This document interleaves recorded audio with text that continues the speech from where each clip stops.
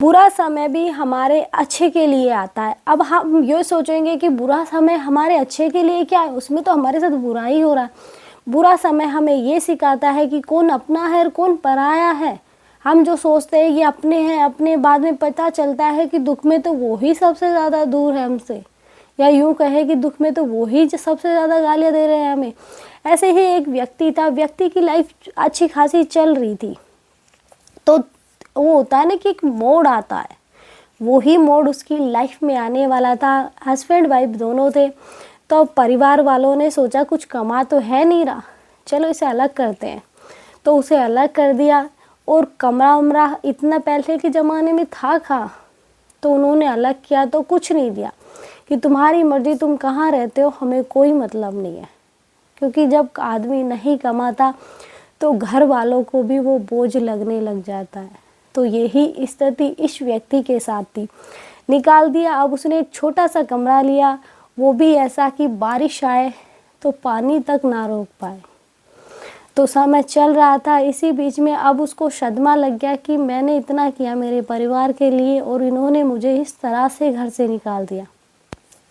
धीरे धीरे उसने बीमारी को पकड़ लिया और वो खाट पकड़ के लेट गया। अब उसके उठने बैठने की कोई बस की नहीं। लेकिन अब पत्नी क्या करे, तो पत्नी को सिलाई आती थी तो उसने वो ही शुरू कर दी। उसी से वो घर का खर्चा निकालती, उसी से वो पति के इलाज का खर्चा निकालती। तो वो धीरे धीरे चला रही थी बस। चला तो कैसे, वो तो निभ रहा था बस कि सुबह का खाना शाम को मिला तो सुबह नहीं मिला, सुबह मिला तो शाम को नहीं मिला। ऐसे ही चल रही थी उनकी लाइफ। तो अब धीरे धीरे पति की तबीयत भी थोड़ी ठीक होने लग गई। तो अब होता है ना कि अब कुछ नौकरी कर लो, नौकरी ढूंढी तो वहाँ गए, वहाँ लोग उनसे बात नहीं करते, या यूँ कहें कि अब कोई बात ही नहीं, कि सब मुंह घुमा घुमा के चले जाते। तो कोई इंसान वहाँ कैसे जॉब कर सकता है। तो उसका मन नहीं करता था कैसे जाऊँ जॉब पे। घर जाता हूँ तो मुझे मेरी वाइफ दिखती है, वो परेशान रहती है अलग से, मैं उसे और नहीं परेशान करना चाहता, इसलिए वो किसी गार्डन में बैठ जाता। जैसे ही दिन ख़त्म वो घर आ जाता, लेकिन वो बता पूरी देता, मैं वहाँ बैठा था, पूरी बता देता था।